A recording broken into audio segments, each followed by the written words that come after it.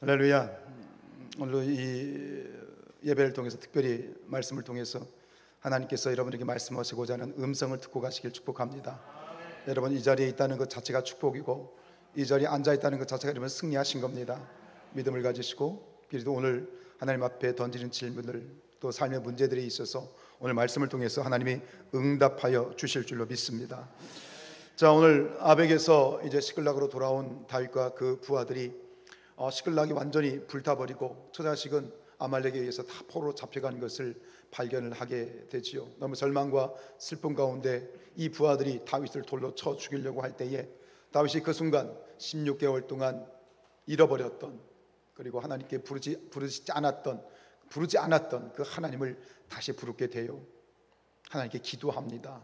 그리고 하나님은 기다리셨다는 듯이 다윗의 기도에 응답하시지요. 네가 반드시 따라잡고 모든 것을 도로 찾을 것이다. 응답하셨습니다.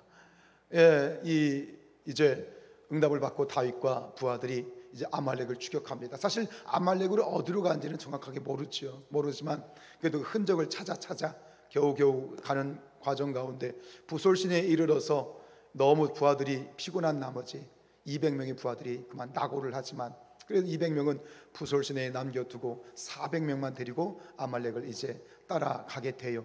이제 그 막 시작하는 달려가는 그 와중에 있었던 일이죠. 우리 11절 말씀 읽겠습니다. 시작. 우리가 들에서 애굽 사람 하나를 만나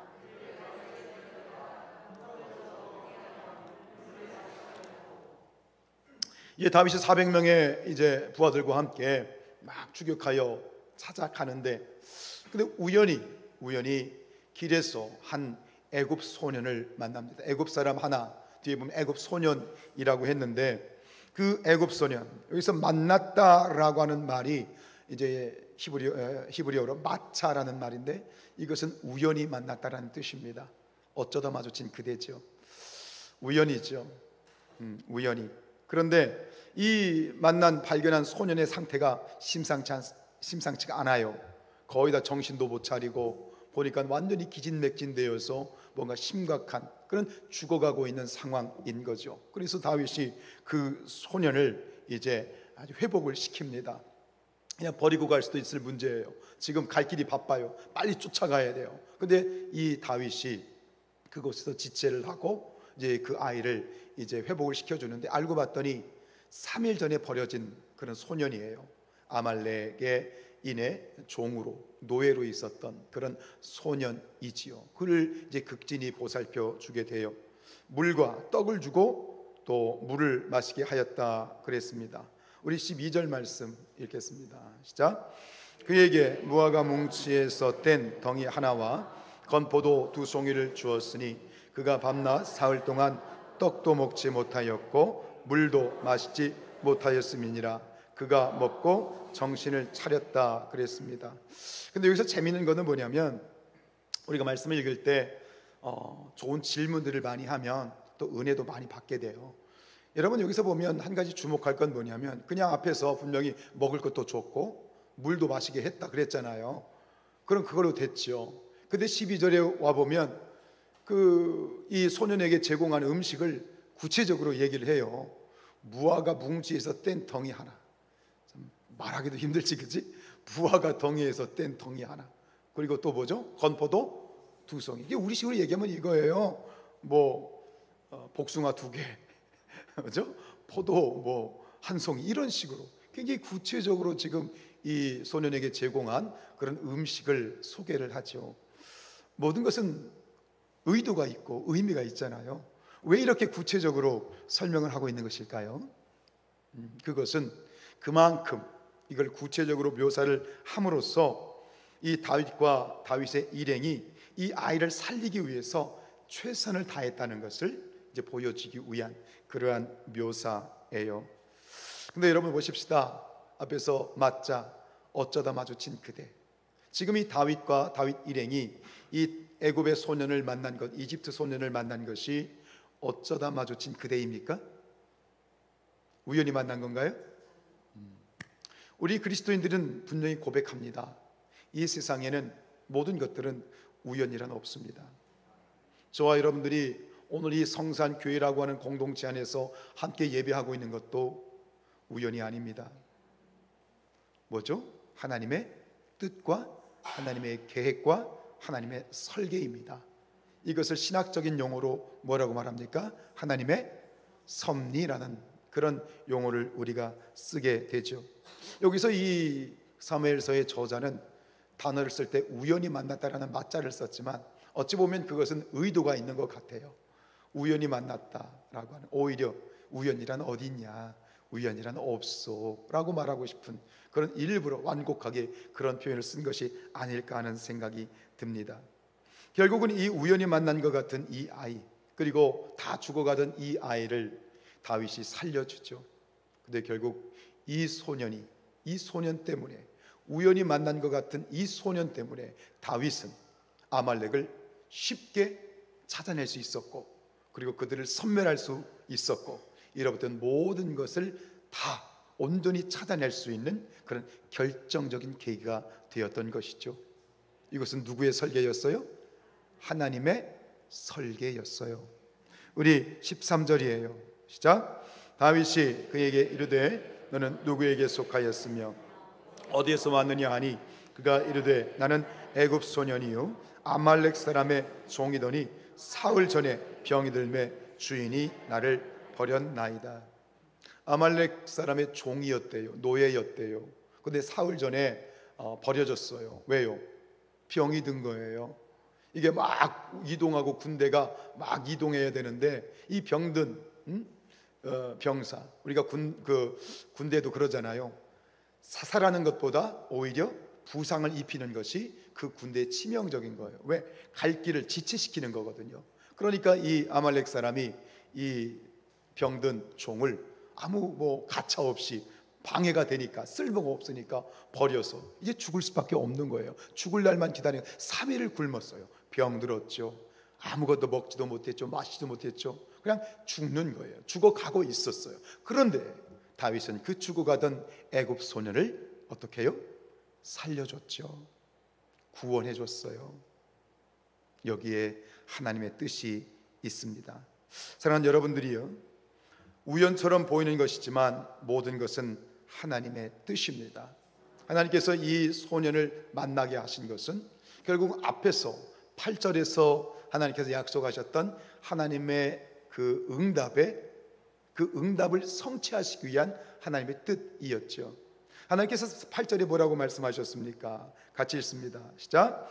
여호와께서 그에게 대답하시되 그를 쫓아가라. 네가 반드시 따라잡고 도로 찾으리라.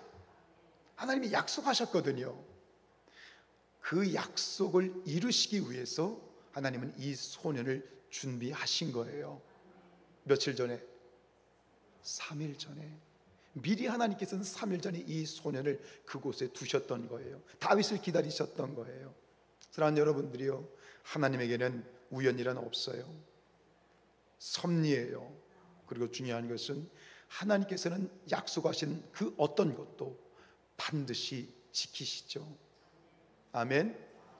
사람은 여기서 그에게 대답하셨다는 것은, 하나님께서 대답하셨다는 것은 목숨 걸고 주시겠다는 얘기예요. 사람은 어때요? 약속해놓고도 잃어버리기도 하고 못 지키기도 하고 배신하기도 하지만 우리 하나님은 약속하신 것을 절대적으로 지키시는 분이에요. 목숨 걸고 주시는 분이에요. 우리가 그런 하나님을 어떤 하나님이라고 부르지요? 신실하신 하나님. 신실하신 하나님. 우리가 믿는 하나님은 신실하신 하나님이에요. 여러분에게 응답 주셨나요? 아브라함에게 네가 아들을 낳을 것이다. 75살에 말씀하셨죠. 근데 1년이 지나고 2년이 지나고 10년이 지나고 20년이 지나도 애가 안 생겨. 몇 년 만에 하나님이 응답하셨어요? 25년 만에 응답하셨어요. 여러분, 인간의 숫자로 세지 마세요. 하나님은 말씀하시면, 하나님께서는 약속하신 것은 반드시 이루어 주십니다. 신실하신 하나님이시죠. 여러분, 하나님께서 대답하셨다는 건 뭐예요? 하나님께서 직접 당신이 일하신다는 거예요. 우리가 하나님에 대해서 묘사를 할 때 보통 묘사하는 것이 뭐냐면 저 하늘나라의 저 보좌에 앉아 계신 하나님, 굉장히 정적인 하나님을 우리는 묘사를 하지만 그건 오해예요. 하나님은 그런 정적인 하나님이 아니세요. 앉아 계신 하나님이 아니에요. 두 손 두 발 걷어붙이고 우리의 삶의 현장에 임재하시는 하나님이에요. 저 다니엘이 사자굴 속에서 사자배비 될 수밖에 없는 상황 가운데 하나님이 그 사자굴로 뛰어 들어가셨죠. 다니엘의 세 친구가 저 풀무불 가운데 불에 타 죽을 수밖에 없는 그 불구덩이로 하나님이 뛰쳐 들어가셨죠. 하나님이 그런 하나님이세요. 그래서 예레미야 선지자에게 하나님이 이렇게 말씀하게 하시잖아요. 우리 예레미야서 33장 2절이에요. 시작.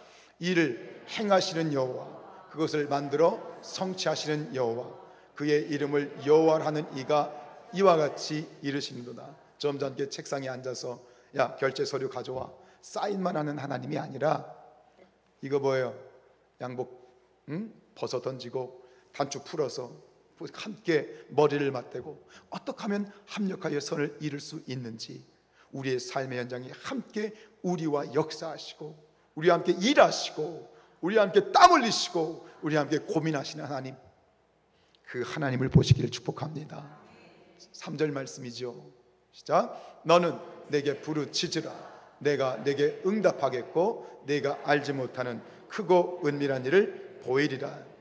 할렐루야. 네, 그렇습니다. 여러분, 하나님께서는 우리에게 일을 행하실 때 소원을 주시죠. 이번에 이제 1119 VIP 초청잔치를 놓고 이제 각 목장에서 VIP 전도 대상자들을 정하는데 어떤 권사님에게 그런 감동을 주셨대요. 내가 10명을 초청하리라.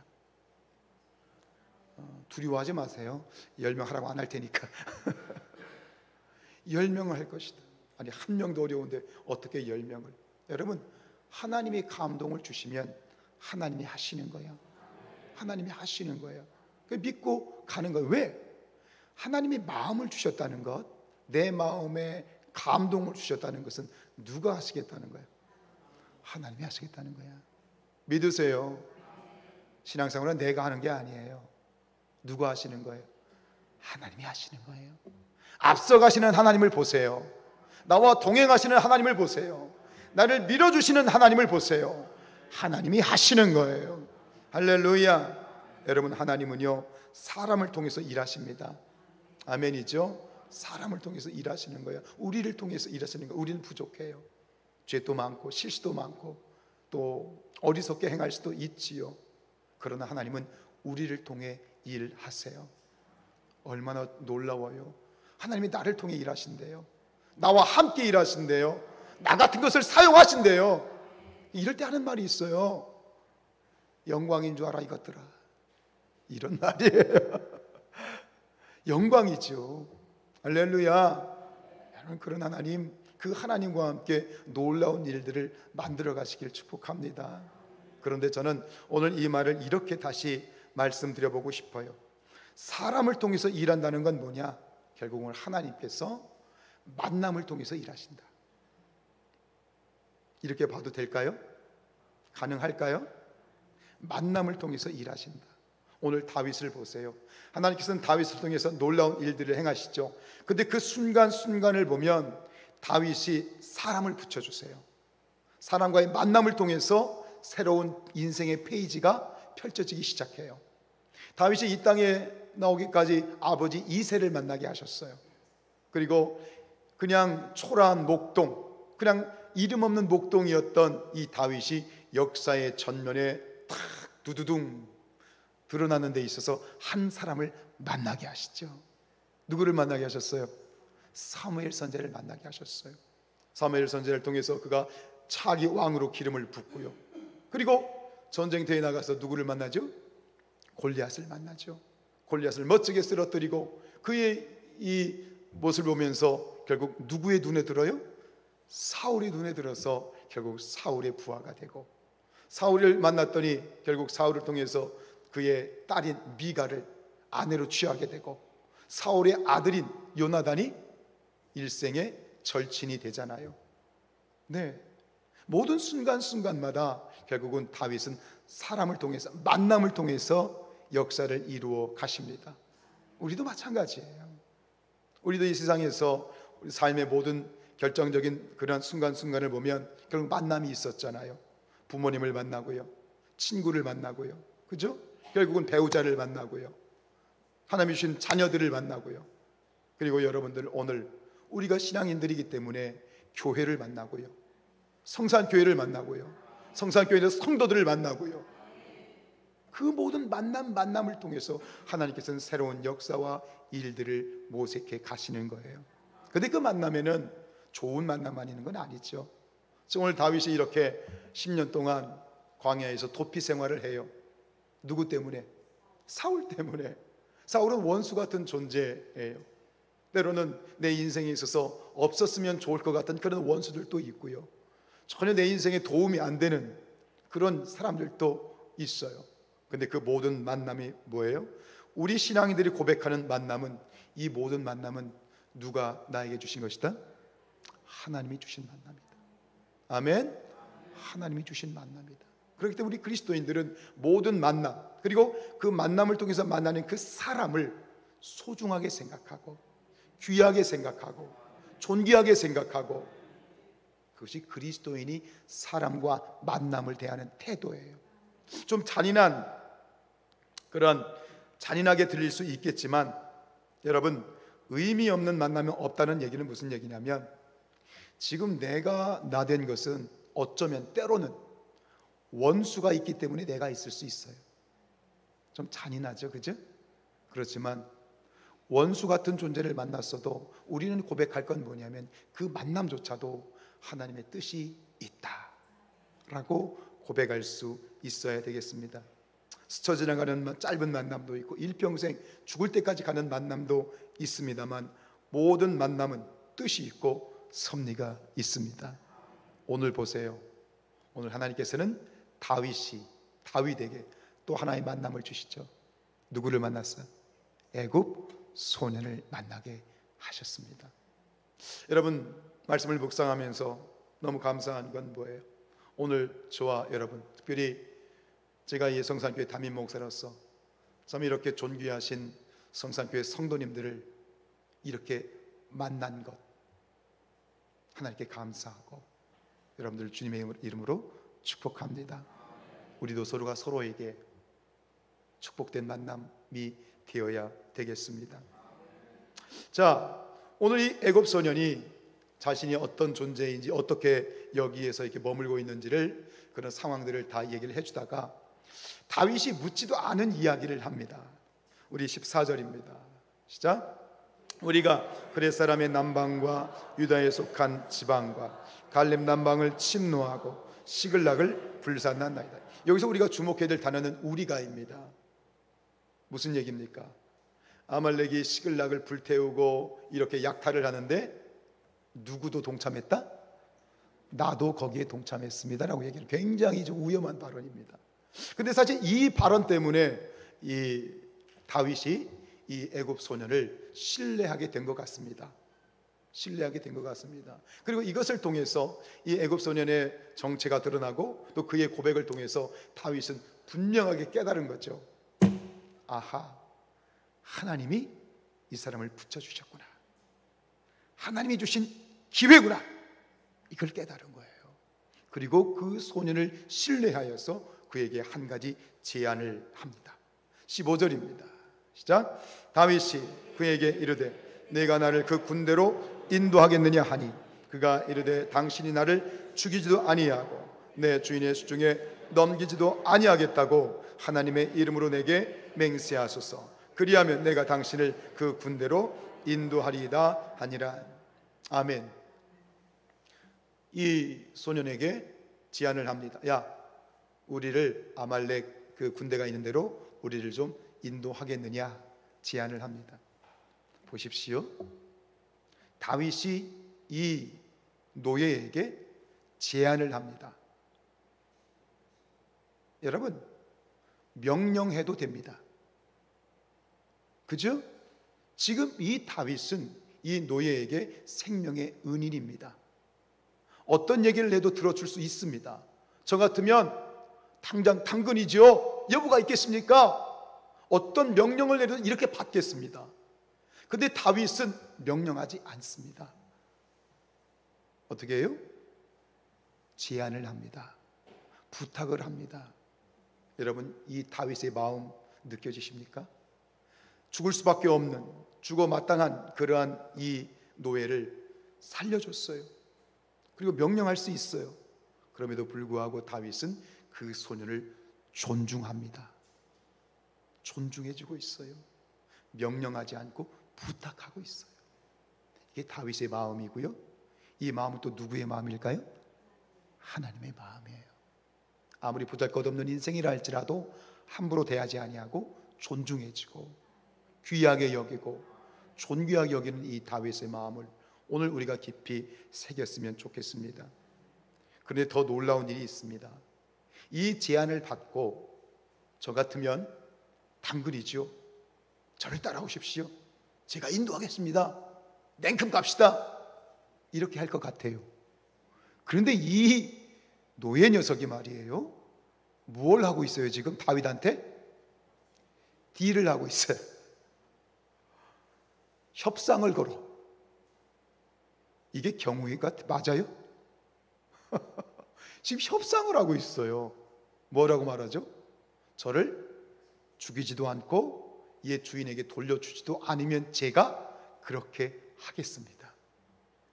여러분 생각해보면 이 지금 상황이 맞는 상황이야? 이거 굉장히 황당한 그런 상황이에요. 근데 저는 이 협상을 하는 이 소년의 그 모습 속에서 참 굉장히 안타까운 모습을 봐요. 지금 이 소년은 단칼에 죽을 수도 있어요. 근데 죽어도 내가 죽는 한이 있어도 내가 하고 싶은 얘기는 하고 있다는 거야. 뭐냐면 살고 싶어서, 살겠다고 지금 처절하게 몸부림을 치고 있는 거예요.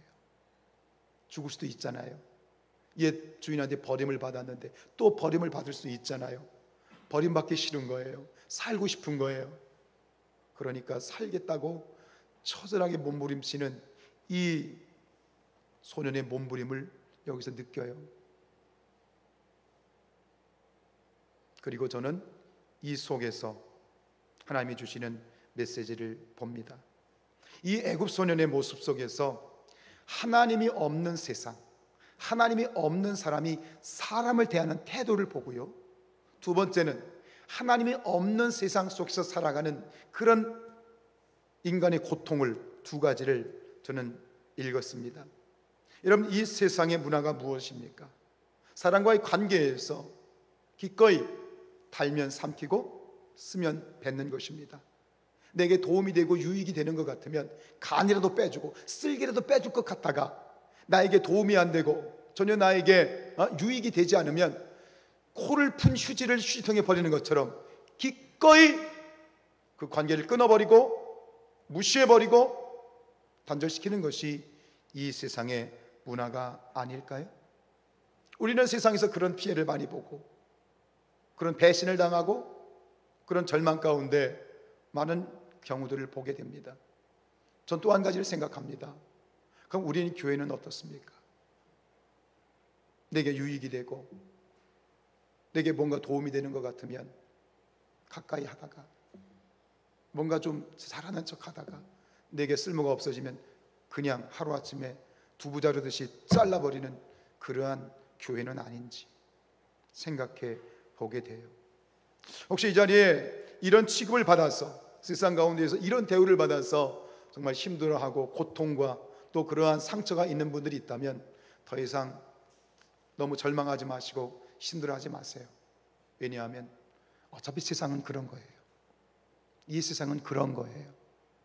그리고 또 한 가지 생각할 건 있어요. 여러분, 우리가 피해자인 것만 같죠. 근데 때로는 내가 그런 가해자였을 수도 있다는 사실도 한번 생각해 봤으면 좋겠어요. 왜 이처럼 세상은 이런 식으로 돌아가는 것일까요? 그 이유는 이 세상은 하나님이 없기 때문이에요. 하나님을 모르기 때문이에요. 생명에 대한 존중, 사람에 대한 존중이 없기 때문이에요. 오늘 다 죽어가던 버림받았던 그 애굽 소년을, 죽을 수밖에 없던 애굽 소년을 다윗은 살려주죠. 왜 그렇죠? 다윗 안에는 누가 계셔요?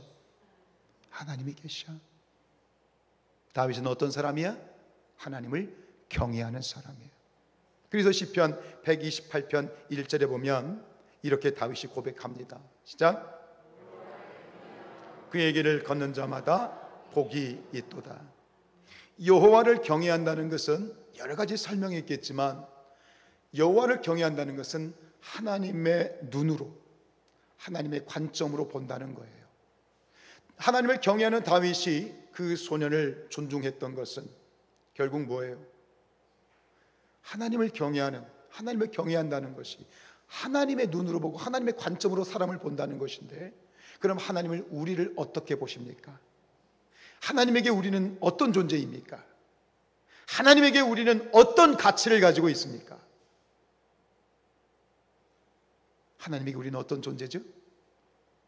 지난번에 우리 부흥회 때 강사님이 하셨던 그 이야기가 여전히 남는 이야기가 있습니다. 만약 이 세상에 인간이 저 혼자예요. 나 혼자예요. 기억나시죠? 나는 죄로 인해서 죽어야 돼요. 예수님이 오셔서 나를 구원해 주셔야 돼요. 이 세상에 나 혼자 있어요. 그러면 하나님께서는 죽을 수밖에 없는 나 혼자, 나 하나만을 위해서 기꺼이 당신의 독생자를 이 세상에 보내셔서 십자가에 죽게 하셨을까요? 예수님은 기꺼이 나 하나만을 위해서 이 땅에 오셔서 십자가에 달려 죽으셨을까요? Of course. 그게 우리의 가치예요. 하나님이 우리를 대하는 태도이시고요, 우리가 가진 가치가 그래요. 즉 우리는, 인간은, 사람은, 그게 누구든 우리 인간은 하나님의 분신 같은 존재이고 하나님과 같은 존재예요. 그래서 하나님께서는 우리를 이렇게 만드셨어요. 창세기 9장 6절입니다. 시작. 이는 하나님이 자기 형상대로 사람을 지으셨다. 아멘. 하나님이 우리를, 인간을 자기 형상대로 지으셨다는 것은 우리의 가치를 얘기하는 거예요. 우리는 하나님의 분신이에요. 우리의 자녀들이, 내 아들이, 내 딸이 나에게 어떤 존재가 되는 것처럼 우리가 하나님에게 그런 존재예요. 분신과 같은 존재, 생명과 같은 존재, 하나님과 생명과 같은 그런 존재이지요. 아멘이세요? 아멘이세요? 그렇다면 우리도 다른 사람을 바라볼 때 하나님의 눈으로 바라봐야 돼요. 아멘? 존중해야 돼요. 무시하면 안 돼요. 그가 어떤 모습이든 막대하거나 함부로 하거나, 그것은 하나님을 경외하는 자의 태도가 아니라는 얘기예요. 하나님을 경외하는 자는, 그리고 우리 모두가 하나님께서 나를 그렇게 생명같이, 분신같이 하나님의 형상으로 만드셔서 사랑받는 존재라면 똑같이 다른 존재도, 다른 사람도 그런 특별한 존재인 것을 우리가 알고 그렇게 대하고 존중하고, 그것이 바로 하나님을 경외하는 자의 태도인 줄로 믿습니다. 여러분, 우리가 부부 사이에 서로 여보, 당신 부르죠? 그렇게 안 부르시나 봐요? 여러분, 여보가 무슨 뜻인지 아세요? 여보, 여보의 뜻은 이거예요. 보배와 같다. 같을 여자의 보배 보자. 여보는 보배와 같은 뜻이에요. 그럼 당신이라고 부르죠. 당신, 그 뜻은 내 몸과 같다. 우리가 아내를, 남편을, 자녀를, 우리 같은 직장의 동료를, 같은 교회 성도를, 이웃을 존귀하게 여기는 것은 하나님의 뜻이고 그리스도인의 삶의 자세예요. 예수님께서도 이것에 대해서 굉장히 무거운 말씀을 주신 부분이 있어요. 마태복음 25장 40절이에요. 시작. 너희가 여기 내 형제 중에 지극히 작은 자 하나에게 한 것이 곧 내게 한 것이다. 여러분, 그 사람이 아무리 작고 미천하고 부족하고 보잘것없어도 그 사람에게 한 것이 누구에게 한 것이에요? 하나님께 한 것이에요. 기억하세요. 하나님께 한 것이에요. 사람을 대할 때 하나님을 대하듯이 대해야 돼. 아멘. 그러면서 41절에서는 전혀 정반대의 사람들에게 내려지는 저주의 말씀을 주시죠. 41절 시작. 또 왼편에 있는 자들에게 이르시되 저주를 받은 자들아, 나를 떠나 마귀와 그 사자들을 위하여 예비된 영원한 불에 들어가라. 영벌에 들어가라는 거예요. 지극히 작은 자를 무시하고 함부로 하고 막대하고 이런 자들에게 주시는 아주 엄중하게 받을 주님의 말씀으로 우리가 받기를 축복합니다. 여러분, 그리스도인은 사람을 목적이나 수단으로 대해서는 안 됩니다. 만남 그 자체를 소중하게 여기고 우리가 만나는 그 만남과 그 사람을 그대로 있는 그대로를 존중해주고 사랑해주고, 우리가 잘났으면 얼마나 잘났고 또 못났으면 또 얼마나 못났겠어요. 여러분, 좋다고 다 좋은 사람 없고요, 나쁘다고 다 나쁜 사람 없어요. 각자에게는 하나님이 주신 분량이 있어요. 있는 그대로를 인정해주고 존귀하게 여겨주고 막대하지 마세요. 말 한마디라도 막대하지 마세요. 함부로 하지 마세요. 왜요? 오늘 다윗이 128장 시편 128편 1절에서 뭐라고 말했죠? 여호와를 경외하며 그의 길을 걷는 자마다 뭐가 있다? 복이 있다다. 오늘 다윗이 죽을 수밖에 없는 보잘것없는 정말 미천한 그 애굽 소년을 만나서 그를 존귀하게 여기고 소중히 여겨주, 그랬더니 그 소년을 통해서 잃어버렸던 모든 것을 손쉽게 찾는 축복을 받은 것이다. 이런 복이, 이런 삶이 우리 성산교회에 있어지길 축복합니다. 우리 서로 이렇게 인사합시다. 당신은 제게 정말로 소중한 사람입니다.